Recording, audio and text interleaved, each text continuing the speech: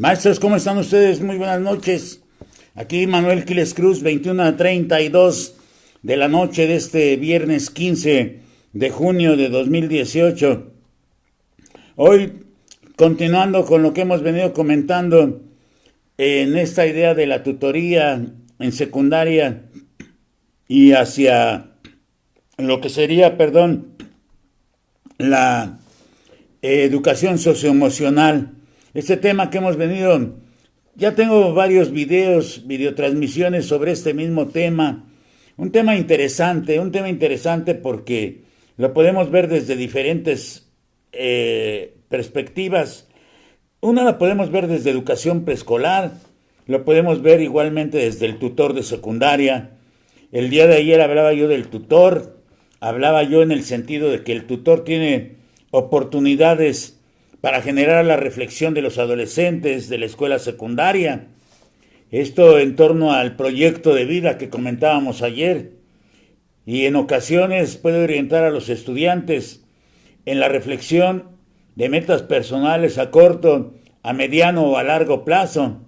Y esto lo que permite es que se aprecie, el alumno empiece a apreciar también esta situación, estas condiciones, como la posibilidad del conjunto de decisiones que pueda tomar sobre distintos aspectos, sobre distintos momentos de su vida presente que tendrán que impactar su futuro, y esto impactarlo en el logro de sus proyectos y de sus propósitos.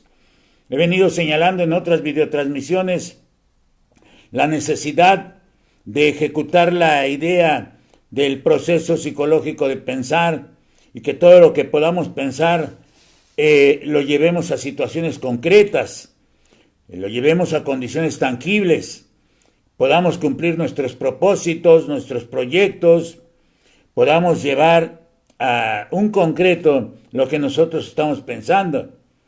Porque decíamos el día de ayer que las experiencias de los profesores que laboran en la escuela secundaria les permiten ver de una manera constante cómo se van produciendo esos acercamientos con los alumnos, cómo se van dando los acercamientos entre el alumno y el tutor. Y el tutor lo que va haciendo es que necesariamente tiene que impactar con sus opiniones, impacta la vida personal de sus alumnos, de sus estudiantes, de sus tutoreados, y lo hace con mayor facilidad cuando él se muestra como un ejemplo de superación personal y profesional. Así, cuando se va mostrando como ejemplo de superación personal y profesional, el maestro va impactando, el tutor va impactando.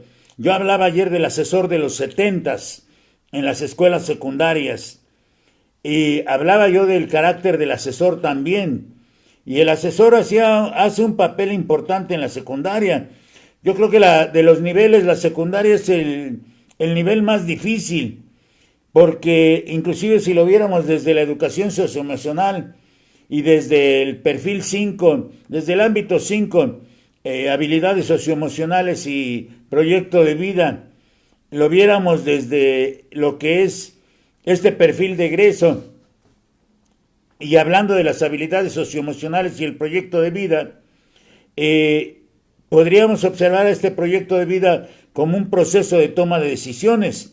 Esto lo comentaba yo ayer, y la toma de decisiones son para la vida propia. Se asume la libertad, cada individuo asume la libertad para poder ir construyendo su identidad, y esta identidad está en interacción con el medio ambiente, con el ambiente social, y es posible gracias a la adquisición de conocimientos que permiten al sujeto lograr sus metas personales. Y estas metas personales lo que van ejecutando es que se van fortaleciendo las capacidades emocionales de cada individuo. Y lo que necesitamos es fortalecer esas capacidades emocionales. Alguien diría que entonces tendríamos que desarrollar una inteligencia emocional.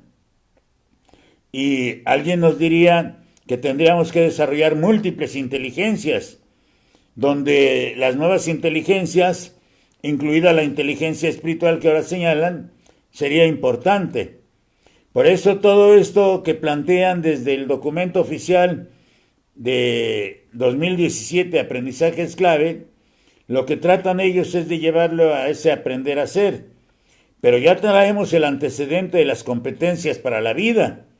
Y en las competencias para la vida hubo muchas lagunas también, sobre todo en el manejo de las situaciones o en la idea de la convivencia o vivir en sociedad.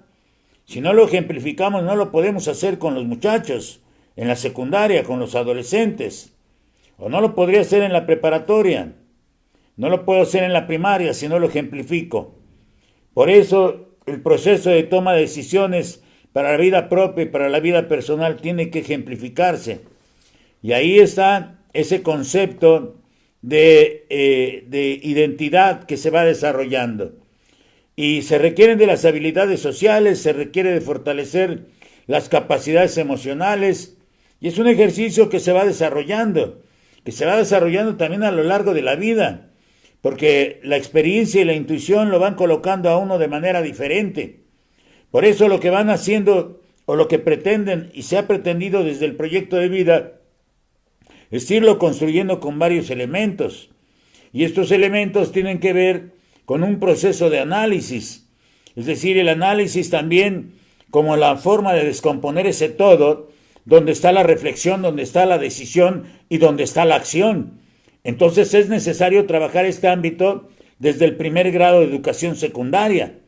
Por eso el tutor va teniendo un papel muy importante. Empieza a involucrar al estudiante en la dinámica escolar, en la dinámica académica, en la dinámica social de la escuela. Por eso aquellos que llegan a la escuela, como está sucediendo ahorita, aquellos compañeros que están ingresando por efectos del servicio profesional docente, no están entendiendo la escuela. No se trata de que nada más llegan y ya entran a una institución. Hay que entender a la escuela y hay que aprender de ella. Y esa experiencia, decía yo ayer, muchos la adquirimos con una base del conocimiento del adolescente. Por eso la normal superior es fundamental también en la formación del maestro. Cuando empieza a formar a estos profesores que van ahora a las enseñanzas en lugar de las especializaciones, necesariamente tienen que tener el conocimiento del adolescente. Y lo que va haciendo toda esta idea, el proyecto se va construyendo inclusive con la contribución a la definición de los motivos por los cuales los estudiantes requieren perseverar, requieren avanzar satisfactoriamente en sus estudios. Y hay que perseverar siempre, hay que estar disciplinados, hay que traducir una disciplina entendida como trabajo. Y esto es lo que va dándose con el arranque del análisis, de la reflexión, de la acción y de la decisión. Y va a una insistencia que se traduce como disciplina para poder irse conformando en esta idea de la educación socioemocional. Por eso el tutor comparte con sus tutoreados experiencias que le permitan a estos tener acercamientos de autoconocimiento. Y esto ya lo dije también en otra videotransmisión, el autoconocimiento, inclusive desde la educación preescolar, ¿sí? Porque la educadora trata de que su estudiante, de que su alumno, cómo se van dando en él sus emociones y también, posteriormente, cómo estas emociones se presentan también en sus amiguitos. Porque recordemos que para el niño de educación preescolar es amiguito aquel que está a la derecha, aquel que está a la izquierda, aquel que está adelante y aquel que está atrás. Y desde ahí, igualmente, no nada más con los niños de educación preescolar, sino con todos los niños. Y el autoconocimiento inclusive como un elemento de la ética del cuidado, donde la seguridad del cuidado, la protección, el respeto a la integridad física, psicológica, social, el colocar una disciplina acorde a la edad y el respeto a la dignidad están presentes. Y de eso nos olvidamos. Nos olvidamos porque, afirmando como en otros videos lo he hecho, que los que estamos en educación somos buenas personas, decía yo en el video de ayer que el mismo discurso me lo pueden echar enfrente diciéndome que por qué entonces cambia la gente. Pero ya he insistido también en que la gente cambia en la escuela porque coloca primero sus conveniencias antes que colocar sus intereses, los intereses del colectivo escolar. Y cuando empieza a colocar sus conveniencias antes que sus intereses, lo que va haciendo, lo que va colocando, lo que va metiendo es efectos para una escuela decadente, donde el celo, el chisme, la envidia están presentes, donde la inquina están presentes y la indolencia también está presente. Por eso las escuelas no avanzan, hacen como que avanzan, pero no están avanzando, hay grupismo. Es muy difícil romper eso, porque habría que colocar primero el compromiso, la responsabilidad y el interés, en lugar de colocar las conveniencias.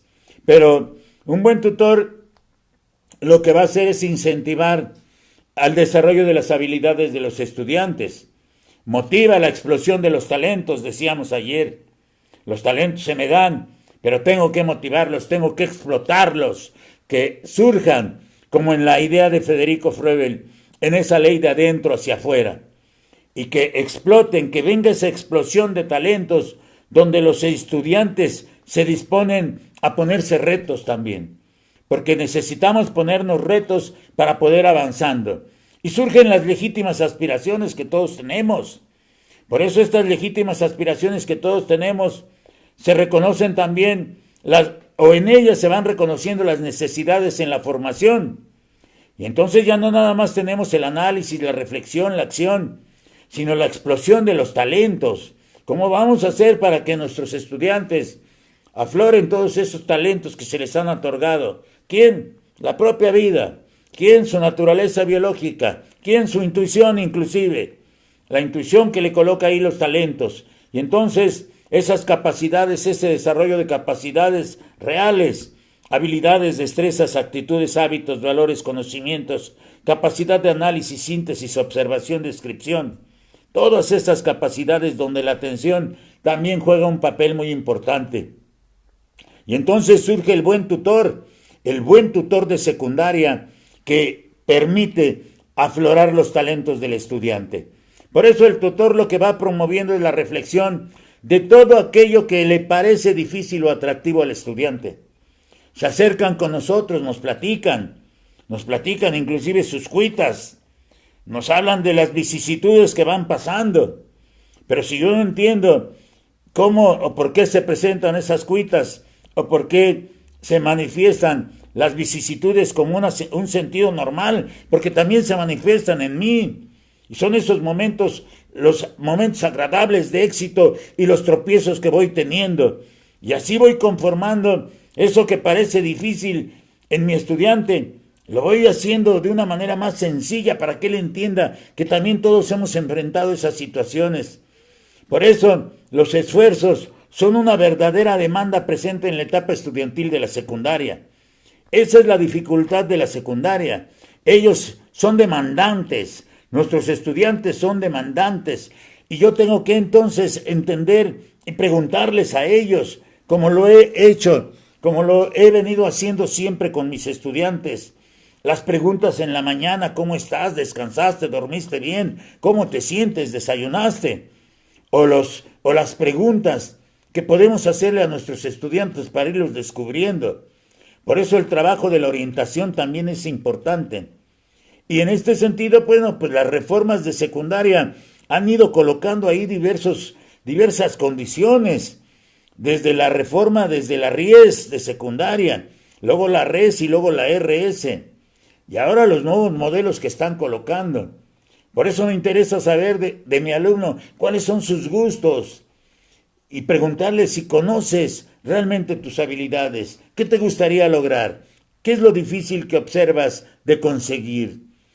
¿Qué sucede cuando tienes los problemas? ¿A qué situaciones te vas a enfrentar? ¿Sabes a qué te vas a enfrentar? ¿Sabes si lo vas a poder conseguir? Y si no sabes, pues hazte la idea de que lo vas a conseguir, porque estas preguntas son preguntas que tienen que responder nuestros adolescentes para ir buscando el camino. Es más, algunos de ustedes que me están viendo igualmente, se van respondiendo preguntas y vamos buscando el camino también. A veces rectificamos y a veces ratificamos los caminos. Y como los adolescentes, se vale en los adolescentes, tal vez ya no en nosotros mucho, pero en los adolescentes inclusive se vale mucho rectificar los caminos. Por eso la elección de las carreras a veces.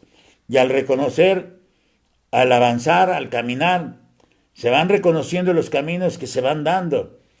los caminos que surgen, los caminos que hay que enfrentar en buena lid. Y hay que enfrentarlos. Y ahí me surge como la idea de Machado, ¿no? De caminante no hay camino, se hace camino al andar. Entonces hay que enseñar, entonces hay que provocar, hay que hacer el balance de la vida, porque es una necesidad hacer esos balances. Yo tengo que enseñar, tengo que provocar, tengo que ayudarlos a que ellos hagan sus balances de la vida, a que sientan en ese ejercicio coevaluativo o de autoevaluación personal, redundo e itero, ¿qué va pasando? ¿Cuáles son las necesidades que se van presentando en su vida? Y hacerse preguntas es una necesidad.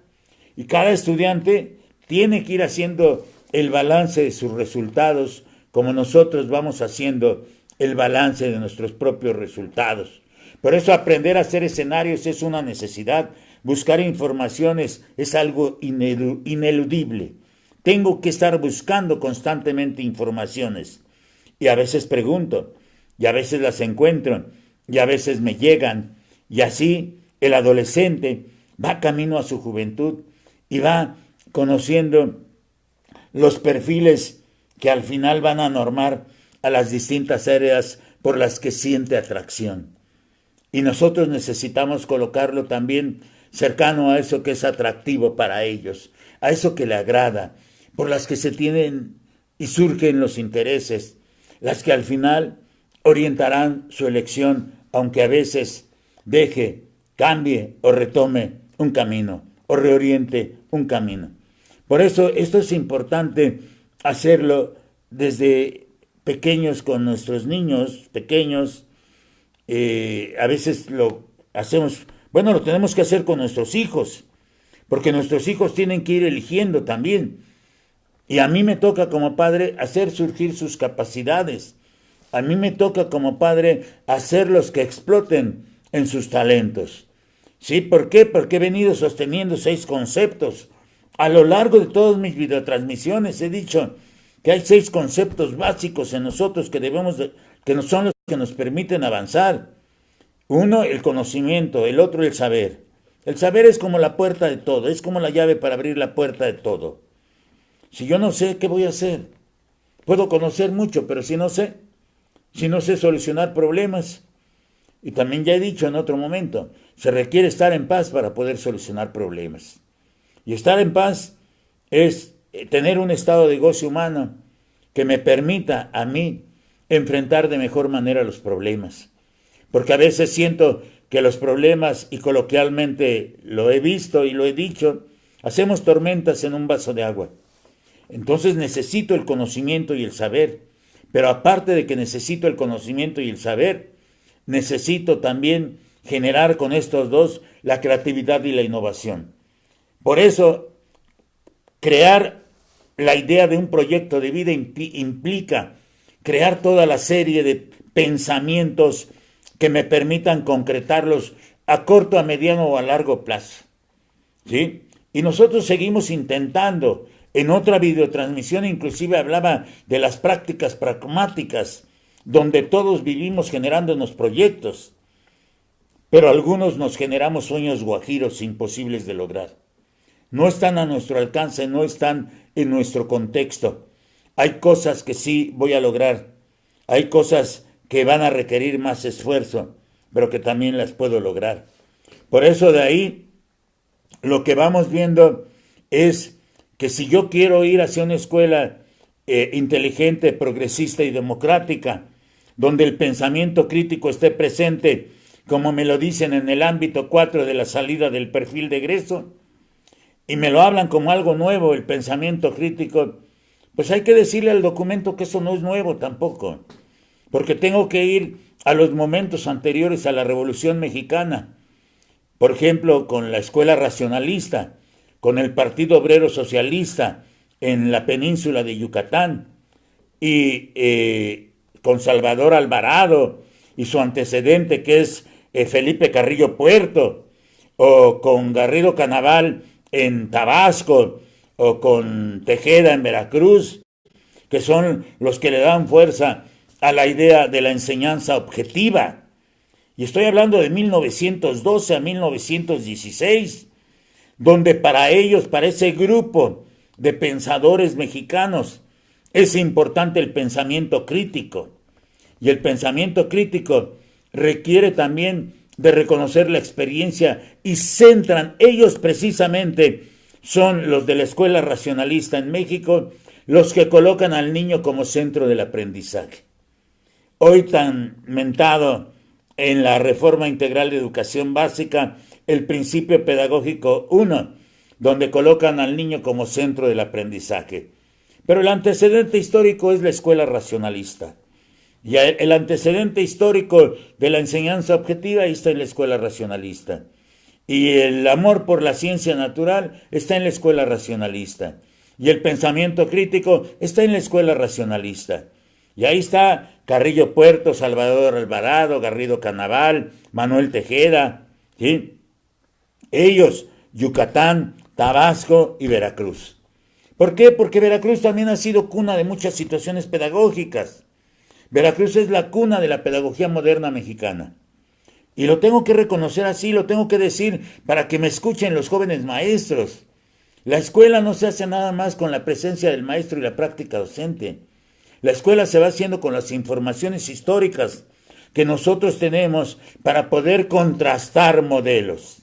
Y eso es lo que nos hace falta. Me colocan un modelo y no lo puedo contrastar.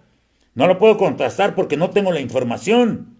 Y necesito tener la información y ahí tomarle la palabra a los aprendizajes clave cuando nos dicen en esa idea de la autonomía curricular que se trata de difundir la cultura pedagógica.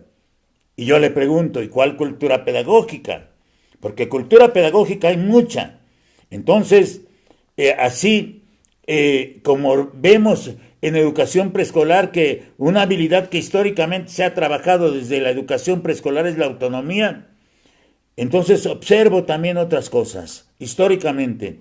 Históricamente, cuestiones de política educativa, modelos, programas, actuaciones del maestro. Y habría que ver, nada más para hablar de actuaciones de maestro, lo que el artículo 12 del reglamento que daba vida al Consejo Nacional Técnico de la Educación señalaba. Y desde ahí se salían los planes y los programas, desde ahí se hacían los ejercicios de evaluación, desde ahí se generaban muchas cosas. Pero cuando ejecutan el Consejo Nacional Técnico de la Educación y surge toda esta idea neoliberal de la educación, entonces las cosas cambian. Y entonces está la Ley General de Educación, y está el Instituto Nacional para la Evaluación de la Educación, y están las leyes de educación a las que llegan directamente con los maestros. Y si yo no sé historia de la política educativa, ¿cómo voy a poder analizar? Necesito datos. No todo es construcción, maestros, por favor. Ya vean uno de mis videos donde critico a Nuño, de diciembre de 2016, donde estoy hablando quién es el culpable en PISA. Y alguien salió, uno de los intelectuales, salió diciendo que no hay culpables. ¿Cómo no? Claro que hay. Entonces, ahí está, construcción, mínimo 14 generaciones completas en la idea de la construcción y resultados hacia abajo. No hay aprendizajes puntuales. Y eso hay que verlo. Por eso la educadora, el trabajo de la educadora es muy importante. Por eso el carácter de la autonomía como una capacidad de regulación personal y en la escuela secundaria la definición del proyecto de vida. O sea, responsabilidad, compromiso, toma de decisiones para desenvolverse en los distintos ámbitos. Sea la escuela, sea el ámbito familiar, los amigos, la sociedad. Y como se ha señalado, el tutor ayuda a su pupilo con ese efecto de motivación. Y lo que necesitamos seguir colocando es la motivación, porque entonces ahí colocaremos esa relación entre confianza y confianza para continuar en la vida con seguridad, independientemente de los tropiezos que pueda sufrir. Aquí la importancia de la tutoría. Y luego, por ejemplo, cuando yo voy con la idea de ir describiendo, como lo hacen en los aprendizajes clave los organizadores curriculares, una cosa es describir los organizadores curriculares y otra cosa es entrar a la parte de lo que sería la educación socioemocional. Ahí tendríamos que abordar la educación socioemocional con ese carácter pedagógico, porque en el recorrido que se hace sobre la educación socioemocional se han tomado dimensiones registradas en aprendizajes clave que se han recuperado en forma similar y que dan movimiento a interacciones entre lo individual y lo social, es decir, esta parte, como venimos diciendo, de lo social ambiental. Y lo que se ha trabajado ahí en aprendizajes clave está tomado de Rafael Vizquerra. Mucho está tomado de Rafael Vizquerra en ese texto de educación emocional y bienestar. De ahí tomaron muchas cosas. Y estas ideas, bueno, lo que hace es que le van dando fuerza a los conceptos de aprender a ser, de aprender a ser y de aprender a aprender, y de aprender a convivir, los postulados de Jacques Delors, desde su texto La educación, un gran tesoro. Y ahí está la base de lo que colocaron ahí, porque ellos lo están diciendo en el documento, están dando las referencias también. Recuerden que cuando termina el texto de la autonomía curricular, después viene la bibliografía y después viene el glosario. Y lo que van haciendo en este desarrollo de habilidades socioemocionales, ya en esa entrada que el documento oficial va haciendo hacia educación socioemocional, es colocar el gráfico donde viene la educación socioemocional y las dimensiones que ellos van a trabajar. Y 5 son las dimensiones que se proponen y que orientan el enfoque pedagógico. Por eso yo en mi texto, en el texto que me permití escribir sobre aprendizajes claves y educación socioemocional, más bien aprendizajes claves y desarrollo de habilidades socioemocionales, también marco las 5 dimensiones: autoconocimiento, autorregulación, autonomía, empatía, colaboración. Y esas dimensiones lo que procuran es desarrollar las habilidades específicas asociadas que ya comenté en un video del lunes pasado. Algunas de orden intrapersonal, otras de orden interpersonal, pero cada habilidad tiene diferentes indicadores de logro. Y esto ya lo vemos en el documento oficial. Ahí aparecen ya los indicadores de logro, y lo que hay que recordar es que en educación emocional o en educación socioemocional no hay aprendizajes esperados. No hay aprendizajes esperados, hay indicadores para cada grado. Y cuando yo tengo que ver los aprendizajes esperados, entonces voy colocando toda una serie de ideas donde, por ejemplo, el autoconocimiento tiene la atención, tiene la conciencia de las propias emociones, la autoestima, el aprecio por uno mismo, lo que sea el aprecio y la gratitud y el bienestar. Y cuando yo voy, esa sería el autoconocimiento, pero si yo fuera la autorregulación, entonces lo que voy a observar ahí es la metacognición, la expresión de las emociones y la regulación de las emociones. Por eso esta parte de la autorregulación, donde la metacognición me lleva a observar qué pasa, qué estoy haciendo y para qué lo estoy haciendo. Y cómo voy expresando mis emociones y cómo voy regulando mis emociones. Por eso también ahí observo en la autorregulación la autogeneración de emociones para el bienestar. Y de lo que se trata es de que yo voy aprendiendo, o mi alumno tiene que ir aprendiendo, que hay emociones aflictivas y que hay emociones no aflictivas. Y que las emociones aflictivas pues me llevan al acercamiento, me llevan a la convivencia, y me llevan al desarrollo de una capacidad de diálogo que no tienen las autoridades educativas. Es decir, estos discursos deberían de ser ejemplificados por las autoridades educativas y por todo tipo de autoridad, ¿sí? Porque si yo hablara de la regulación de emociones desde la autorregulación, ¿cuántos directores y cuántos supervisores escolares andan mal en sus emociones? No explotan sus talentos, explotan sus emociones. Y explotan sus emociones, las aflictivas. ¿Sí? ¿Y quién las lleva? Pues sus colaboradores cercanos. Contra ellos explotan, señalan, piden las cosas de mal agrado, de mala manera, porque los he visto. Y así también me lo han platicado y ustedes lo conocen mejor que yo. Por eso la expresión de las emociones inclusive empieza desde el semblante. Caray, estás enojado, estás molesto, ¿qué te pasa? ¿Y cómo va regulando el sujeto sus emociones? ¿Y cómo genera emociones para el bienestar? Que eso es lo que deberíamos de hacer. Estar generando emociones para el bienestar. Pero no, muchas veces no lo podemos hacer porque no puedo regular mis emociones. Entonces, si no las puedo regular, ¿cómo voy a generar ese tipo de emociones para el bienestar? Y ahí está en la autorregulación la perseverancia. Y la perseverancia también como una disciplina. Diario estar ahí, diario hablarse, diario conocerse. Saber que, como llevamos 5 días aquí en la Ciudad de México con lluvia, y las 5 días yo veo a alguien que dice, ay, qué feos días. Y yo digo, pues qué padre que estás viviendo, que a todo dar que estás viviendo, que a todo dar que pueda surgir en ti la idea del bienestar por este nuevo día que estás viendo. Entonces tienes que ser perseverante también en la parte de las emociones. Y la autonomía que comentaba yo hace rato, que sería una de la tercera dimensión, donde está la parte de la iniciativa personal, ¿no? Hay personas que carecen, que no toman esta iniciativa, y hay otros que abusan de la iniciativa personal, y tengo que identificar las necesidades y la búsqueda de soluciones, como en la solución de problemas, como en la solución de problemas. Por eso hablaba yo en otro video, como en el caso de la horda. O sea, por qué surgen las necesidades? Están ahí presentes y lo que se necesitan son satisfactores. Es decir, para buscar o satisfacer necesidades necesito el trabajo.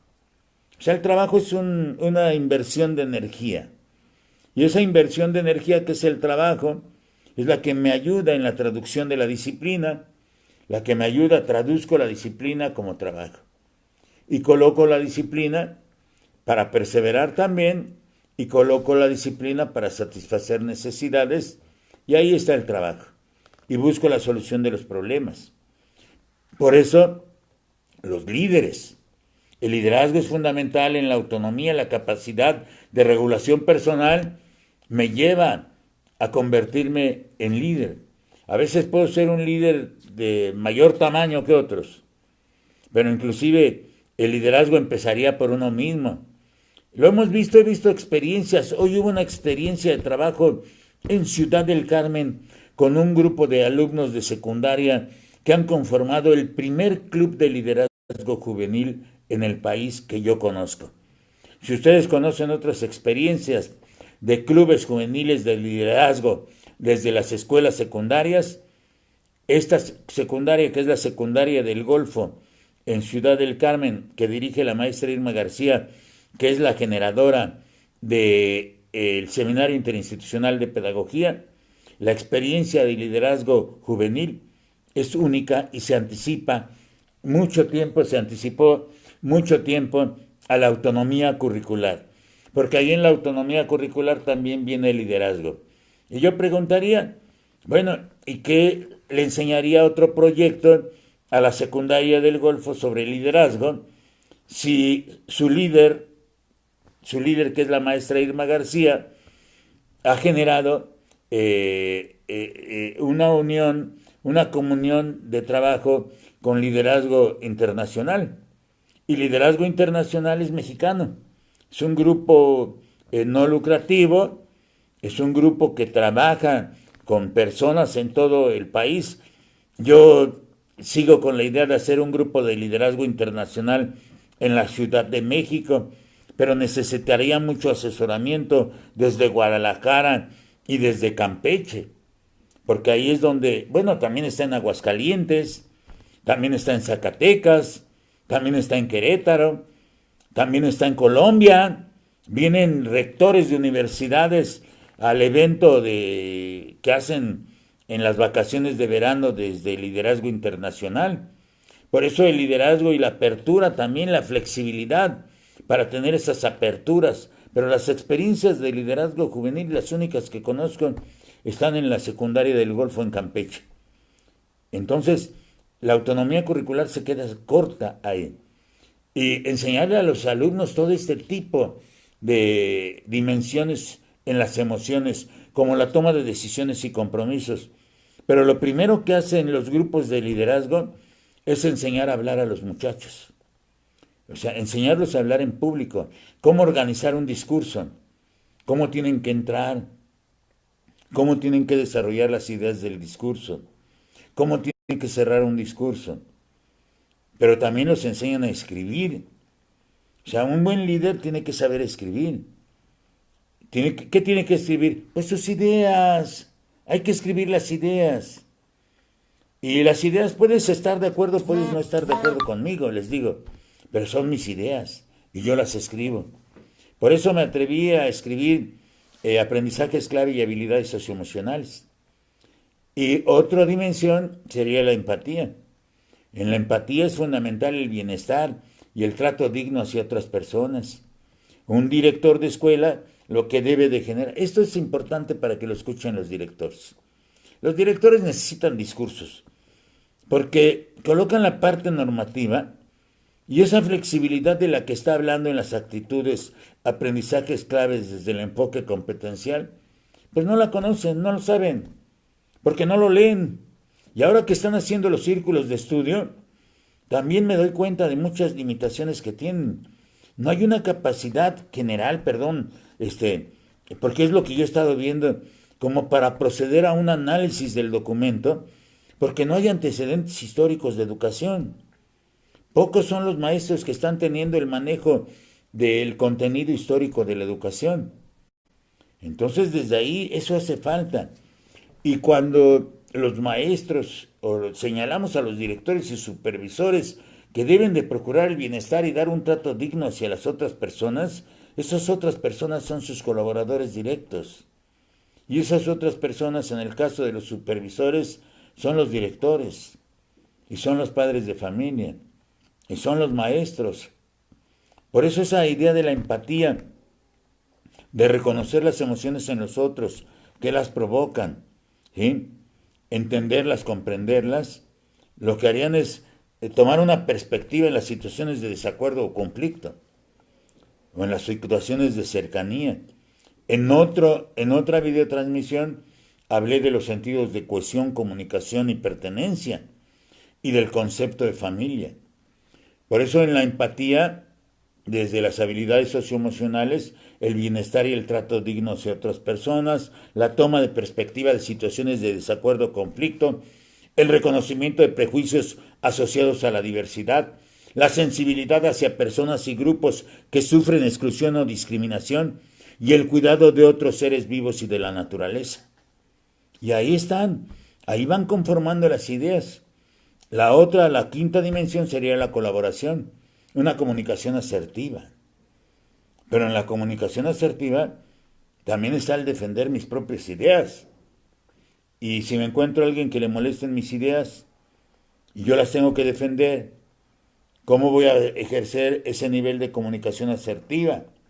Donde también está la responsabilidad, donde también está la inclusión y donde también está la resolución de conflictos y la interdependencia. Por eso ahorita que hablo de la colaboración, se está organizando un evento Cuautla 2018. Cuautla 2018 lo está organizando una escuela privada. Pero no porque lo organice la escuela privada ya vamos a hablar de privatización, ¿eh? O sea, recuerden que el sistema educativo nacional se conforma con escuelas oficiales públicas y escuelas privadas también que son públicas, porque reciben alumnos de diversas condiciones. Y lo que va a hacer Cuautla 2008 desde la Universidad del Valle de Cuernavaca, a mí me parece que va a ser un éxito nacional, porque Cuautla 2018 está convocando a trabajar la inclusión en la educación. Y va a haber conferenciantes, y va a haber talleres, y la idea es tomar este concepto de inclusión y de calidad educativa si realmente se quiere, porque yo he venido trabajando en el último mes y medio con maestros de educación especial, y me estoy dando cuenta de las necesidades que tienen respecto del conocimiento del documento oficial Aprendizajes Claves, del cual yo he dicho, si quieres criticarlo, conócelo.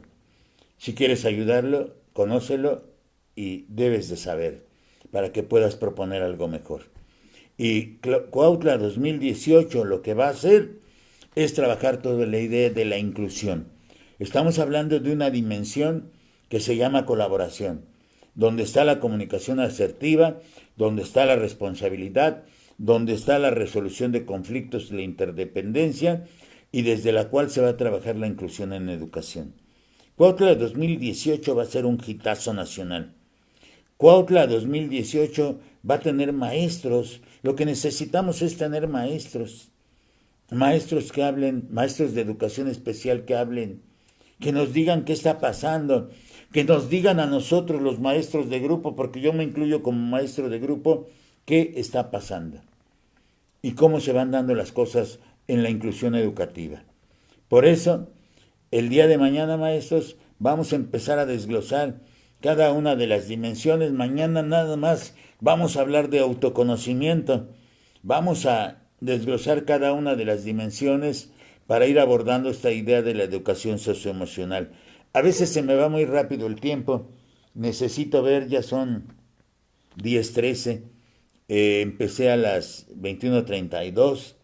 Es decir, que ya estoy en 40 minutos y rápido que se va el tiempo.